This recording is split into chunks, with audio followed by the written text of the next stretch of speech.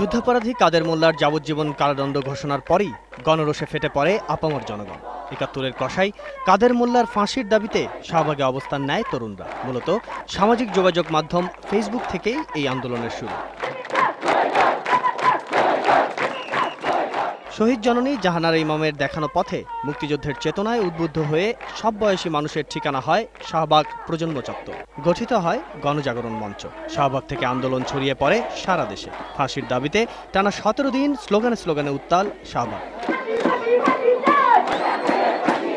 গণজাগরণ মঞ্চের আন্দোলনের পরেই আন্তর্জাতিক ট্রাইব্যুনাল অ্যাক্ট সংশোধন করে রাষ্ট্রপক্ষের আপিলের বিধান করা হয়। সেই সঙ্গে একে একে শীর্ষ যুদ্ধাপরাধীদের বিচারের রায়ও দ্রুতই কার্যকর হচ্ছে। মুক্তিযুদ্ধ একটা দলীয় গণ্ডির মধ্যে আবদ্ধ হয়ে যাচ্ছিল। সেই জায়গা থেকে মুক্তিযুদ্ধকে কিন্তু বের করে নিয়ে এসেছে। লক্ষ লক্ষ মানুষ শাহবাগে এসে দিনের পর দিন এসে সংহতি জানিয়েছে।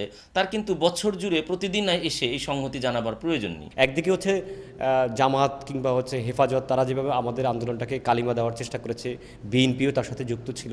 আর অন্যদিকে হচ্ছে এখন যে সরকারি দল আছে যারা মুক্তিযুদ্ধের পক্ষের দল, তারাও তাদেরকে পলিটিক্যাল এজেন্ডা হিসাবে হচ্ছে তারা চেষ্টা করেছিল। গণজাগরণ মঞ্চের বিভেদে অনেকটাই ম্লান হয়ে যাচ্ছে আন্দোলন। তবে কি আগ্রহ হারিয়ে ফেলছে নতুন প্রজন্ম? তা মানতে নারাজ রাষ্ট্রবিজ্ঞানীরা। রাজনৈতিক দলগুলোর বা রাজনৈতিক শক্তিগুলোর অব্যাহত অচলায়তন তৈরির যে সংস্কৃতি, এই সংস্কৃতির বিরুদ্ধে দাঁড়ানোর মতো জায়গা আমাদের আছে। আমরা চাইলে কিছু মানুষ একত্রে দাঁড়াতে পারি, মুহূর্তের মধ্যে জনসমর্থন তৈরি করে ফেলতে পারি। এই যে বোধটা, এই শক্তিটা কিন্তু সাধারণ মানুষের মধ্যে কিন্তু তৈরি হয়েছে।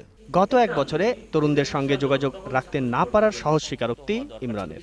আমাদের সবচেয়ে বড় ভুলটি হচ্ছে যে আমরা একদম আন্দোলনের শুরু হবার পরই তরুণদেরকে একসাথে করা, অর্থাৎ নেটওয়ার্কিং করাটা, যোগাযোগ স্থাপন করাটা, এটা আমরা সঠিকভাবে করতে পারিনি। মুক্তিযুদ্ধের চেতনায় আঘাত আসলে ঘরে বসে থাকবে না তরুণরা, এই বিশ্বাসই যোগান দিয়েছে গণজাগরণ মঞ্চ।